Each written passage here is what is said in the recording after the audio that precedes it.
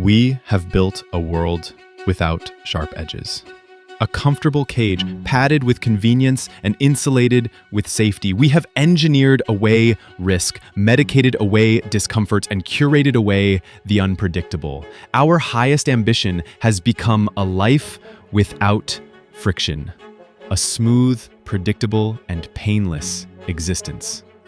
We have traded greatness for pleasantness. We have exchanged our fire for warmth. But in this quest for a world of absolute comfort, a haunting question emerges. What have we become? 150 years ago, a man looked into the heart of the modern world and saw not progress, but a creeping spiritual sickness. A slow, comfortable decay. He was not a statesman or a scientist. He was a philosopher, a physician of the soul.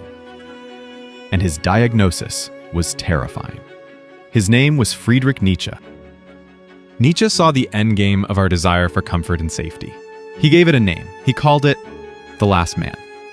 The last man is the ultimate product of modernity. He is not oppressed, he is not in pain, he is content. His world is small, and he makes everything in it small. He seeks no great triumph, for it involves great risk. He feels no great passion, for it brings great suffering. His life is a series of petty pleasures, managed health, and endless entertainment. He works for his little bit of warmth in the day, and his little bit of warmth at night. He looks upon anyone who strives, who suffers, who dares to be different, with a smug confusion. We have invented happiness, says the last man, and he blinks. This creature, this ultimate bovine contentment, did not emerge by accident. It is the goal of what Nietzsche called herd morality, the morality of the group, the crowd, the masses. It is a system of values designed not for greatness, but for survival. Its highest virtues are safety, pity, and being harmless. The herd fears the individual. It fears the wolf, the eagle, the outlier. So it redefines the values. It calls the strength of the eagle evil. It calls the ambition of the wolf cruel. It calls the solitude of the creator arrogant. Herd morality is the slow, systematic taming of the human animal, the gentle filing away of our teeth and claws until all that remains is a docile, predictable, and useful member of the flock. Why do we choose this?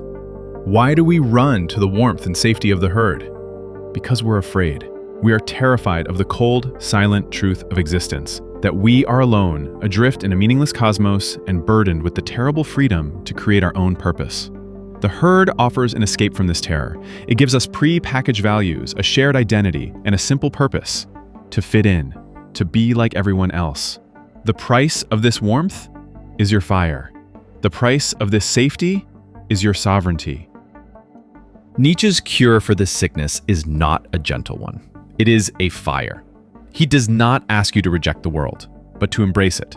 All of it. The pain, the suffering, the chaos, the struggle. He asks you to practice amor fati, a love of your fate.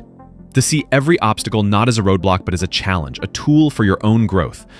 To believe that which does not kill you makes you stronger. His solution is to become an Übermensch, an overman. This is not a tyrant or a superhero. It is the human who has overcome the need for the herd. The one who has looked into the abyss of meaninglessness and instead of recoiling in fear, has decided to build something new within it. The overman is the one who has the courage to create his own values, to define his own good and evil, to become the author of his own life.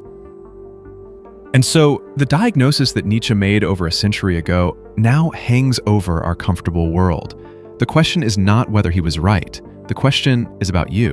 Are you content with the small pleasures and the blinking contentment of the herd? Do you seek a life free from pain, risk, and meaning?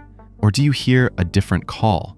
A call to the mountains, to the lonely, difficult path of the Creator. A call to embrace the struggle, not as a curse, but as the very forge in which a great soul is made. The choice is not between happiness and suffering. It is between the final, hollow comfort of the last man and the glorious, terrible task of becoming who you are.